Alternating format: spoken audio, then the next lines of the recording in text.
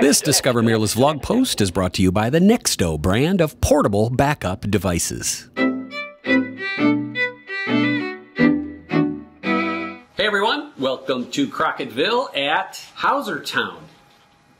This is Marc Hauser, in case you didn't guess. I'm kind of town, Hauser Town. We are taking a look at large prints from JPEG files. And if you recall from an earlier vlog post, we took a photograph of Deanne, one of our favorite photographer friends. We shot this with a Lumix G5 or GH2 or GH3. GH3 or G5, I'm not sure. In square black and white mode, we put this tone on in the camera so that when we went click, a JPEG went over to Marc's computer, and then we took this and then we printed it with no retouching.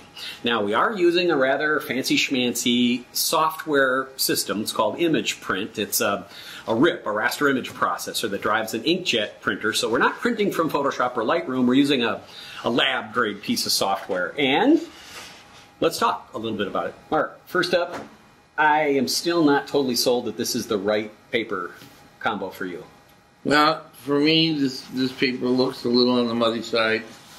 A little mushy. It almost makes my images look soft. Yeah. Yeah. When I look at this print here, I see that we don't have a really hard developed black. Now, this is a matte paper. It's Moab LaSalle matte, and it's a bright white surface paper, which is typically what Marc likes. But we printed it on Epson 9880, and I just think it's a little too muddy. So for whatever reason, I don't feel this is something that you're going to be happy selling.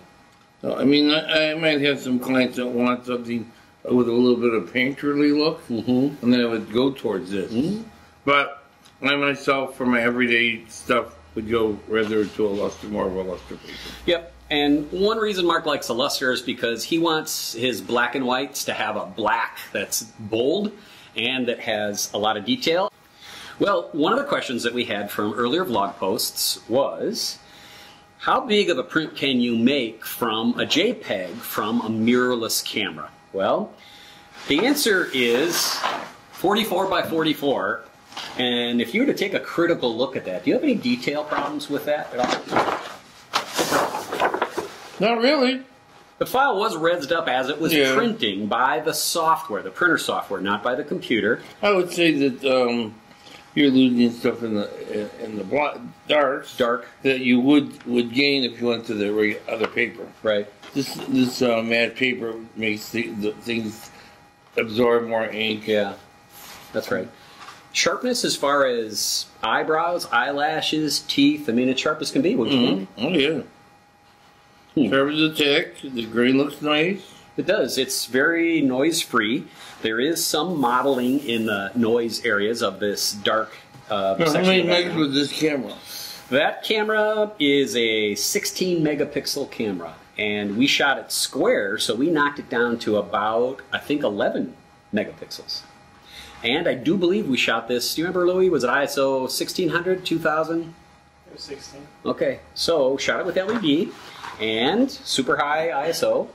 Autofocus, which is a big cool thing for you now, which is terrific.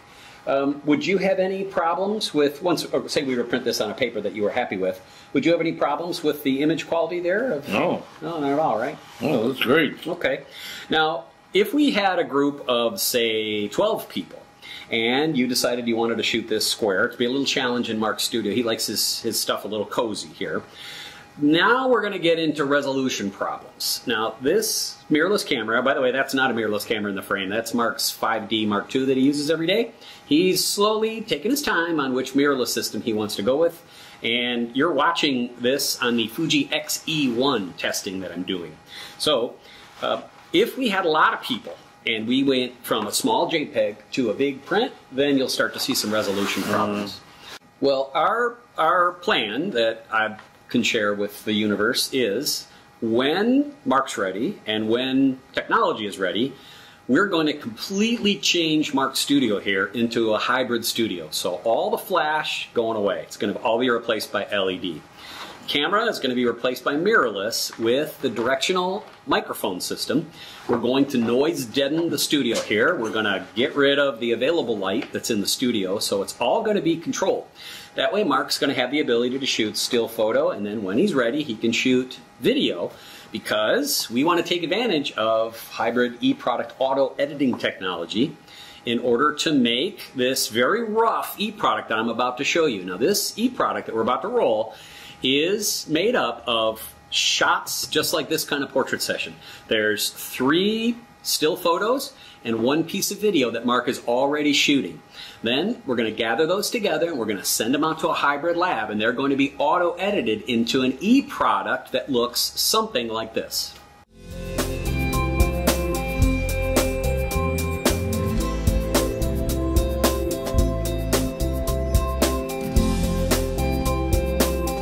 Happy Mother's Day! Happy Mother's Day, Mom. We were trying to say that together, but Lily's too dumb. Love you, Mom.